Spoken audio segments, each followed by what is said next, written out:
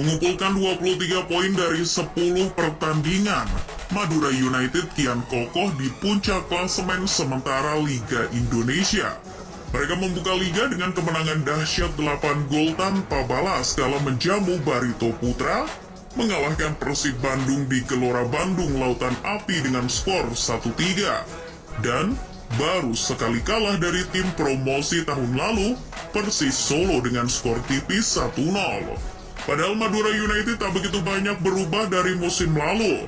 Dari staf kepelatihan hingga muka-muka lama macam Beto Gonçalves, Fahrudin Arianto, hingga Slamet Nur Cahyo masih menghiasi daftar skuad Madura.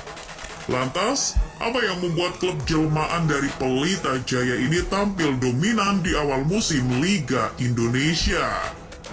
Jika melihat persiapan Laskar Sape Kerap sebelum mengarungi Liga Indonesia, terbilang biasa-biasa saja. Bahkan cenderung buruk apabila dilihat dari performa mereka di Piala Presiden. Tergabung di grup B bersama Persija, Rans Nusantara, Borneo FC, dan Barito Putra, Madura United hanya mampu finish di urutan keempat klasemen penyisihan grup. Madura hanya meraih 1 kemenangan dari 4 pertandingan. Itu pun diraih kala berjumpa Persija yang hanya mengirimkan skuad muda mereka. Di Piala Presiden, Madura United mengalami kendala soal mencetak gol. Hal ini diakui oleh sang pelatih Fabio Lefundes. Juru taktik asal Brasil itu kecewa timnya tersingkir lebih dini.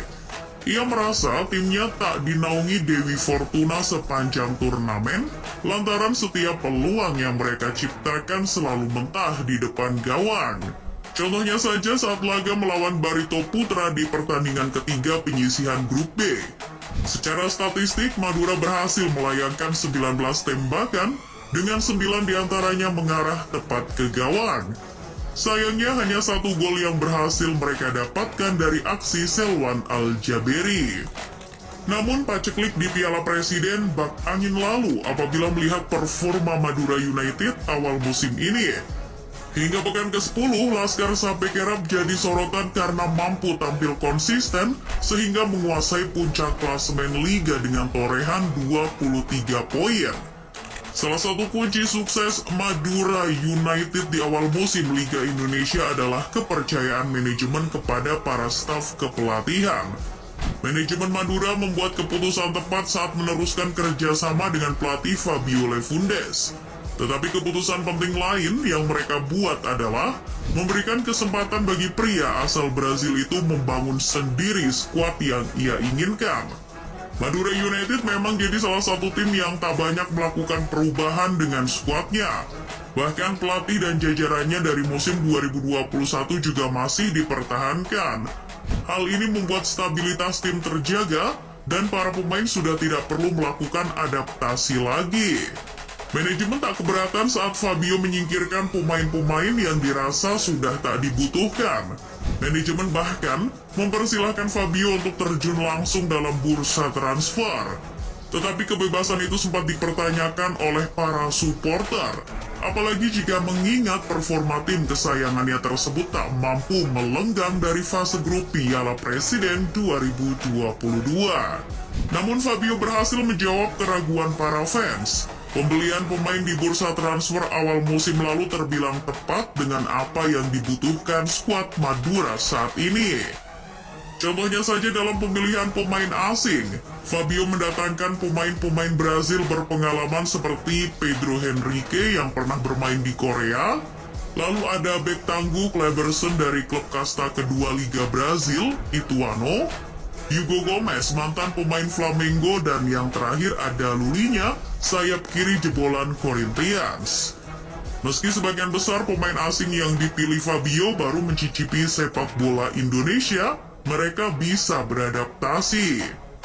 Sebut saja Lulinya dan Pedro Henrique.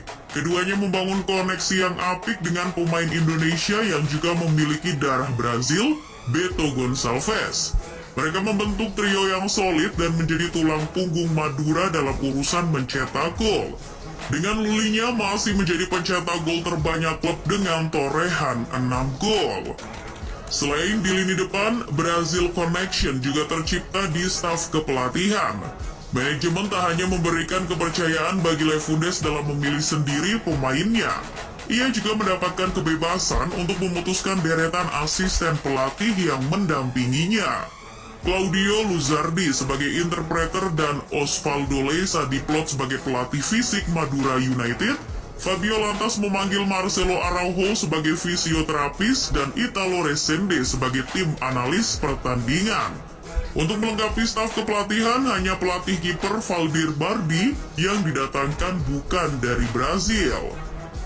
Apa yang diminta Fabio Lefundes untuk menempatkan orang-orang Brazil di staf kepelatihan bukan tanpa risiko. Namun hingga pekan ke-10, keputusan Fabio terbilang tepat. Madura United terbukti terus berkembang menjadi salah satu tim terbaik melalui sentuhan Brazil Connection. Kemudian, hal lain yang menyebabkan Laskar sampai kerap melaju kencang di awal musim adalah pola permainan yang diusung oleh Fabio Lefundes. Mantan asisten pelatih Botafogo itu mengandalkan formasi 4-3-3. Fabio menyuguhkan permainan sepak bola atraktif. Tak sedikit serangan Madura United mengandalkan sisi kanan. Dua pemain mereka, Malik Rizaldi dan Pedro, jadi motor serangan. Sementara lini serang sebelah kiri seperti Lulinya bertugas menusuk ke dalam kotak penalti lawan untuk menyambut umpan. Hasilnya, lebih dari 50% gol Madura hadir dari sana. Pergerakan trio lini serang Madura juga sangat fleksibel. Hal itu dibuktikan dalam laga melawan Persib, di mana Lulinya sesekali bertukar posisi dengan Malik Rizaldi guna memecah konsentrasi bek Persib. Alhasil mereka mampu membalikkan keadaan dan menang dengan skor 1-3. Selain itu, lini tengah yang produktif sukses menopang lini serang Madura United. Terbiasa bermain di posisi sayap ketika masih di Persib, Esteban Vizcarra justru nyaman memainkan peran sebagai gelandang serang bersama Madura. Berduet dengan Hugo Gomez, mereka sudah menghasilkan 4 gol dan 3 assist dalam 10 pertandingan. Jika menghadapi tim kuat seperti Persija, Fabio mampu melakukan adaptasi dengan tampil bertahan dan mengandalkan serangan balik cepat dengan memanfaatkan kecepatan dan skill individu pemain mereka.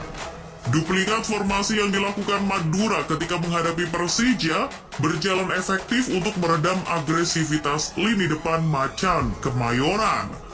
Dalam pertandingan tersebut, Madura menurunkan 3 bek yang dibantu 2 bek sayap untuk meredam pergerakan pemain asing bintang 5 milik Persija. Fenomena Madura United tampil impresif di pekan-pekan awal Liga 1 bukanlah hal yang pertama kali terjadi. Beberapa kali mereka memang tampil apik di paruh pertama, tapi ketika memasuki paruh kedua, laju sapi bak kehabisan tenaga.